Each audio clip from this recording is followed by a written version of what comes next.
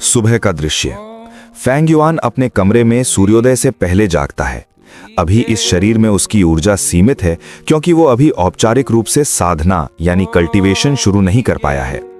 फिर भी पिछले 500 वर्षों के अनुभव ने उसे इतना मजबूत बना दिया है कि थकावट उसके लिए कोई बड़ी बाधा नहीं है। शेन सुई से मुलाकात।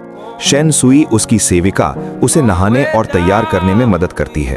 फैंग युआन के पिछले जीवन में वो उसकी रुचि का विषय रही थी, लेकिन अब वो उसे केवल निहसंग, चालाक और दिखावटी निगरानी करने वाला व्यर्थी मानता है।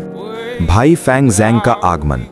फैंग युआन का छोटा भाई फैंग ज़ैंग आता है और शेन सुई को फैंग युआन के कपड़े सजा रही देखकर थोड़ी जलन महसूस करता है।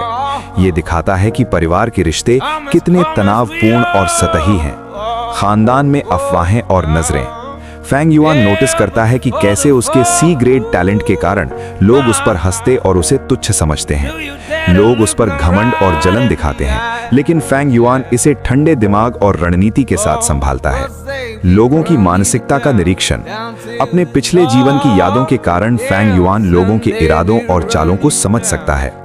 वो समझता है कि उसके परिवार और गांव में बहुत सी चीजें केवल राजनीतिक चालें और फायदे की रणनीतियां हैं। भावनात्मक अलगाव और दृढ़ संकल्प। फैंग युआन कई विकल्प सोचता है। भाई को दबाना, शेन सुई को अपने पक्ष में लाना, या जो उसे नीचा दिखाते हैं उन्हें सजा देना। लेकिन वो ठंडे दिमाग से तय करता है कि जो लोग उसके रास्ते में नहीं हैं, वे उसकी चिंता के पात्र नहीं हैं। अध्याय का अंतिम भाव।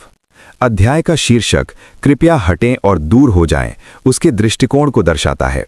वो केवल अपने लक्ष्य के लिए जीवित है, दूसरों की अपेक्षाओं, रिश्तों या नैतिकता के लिए नहीं। जो भी उसके मार्ग में बाधा डालता है, उसे रोकने से वो नहीं हिचकता।